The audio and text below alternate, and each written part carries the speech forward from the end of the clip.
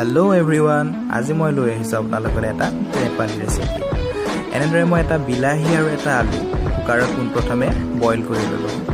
চাওকচোন, আলুটো লওঁতে দুটা ফাল কৰি ল'লোঁ যাতে সোনকালে বইল হয়।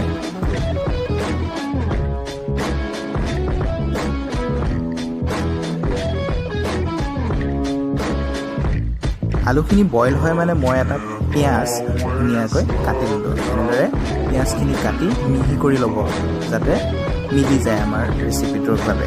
তাৰ পাছতে কৰিলোঁ কি, আলুটো বইল যে কৰি লৈছিলোঁ আলুটো আৰু বিলাহীখিনি ধুনীয়াকৈ সৰু সৰুকৈ কাটি দিলোঁ।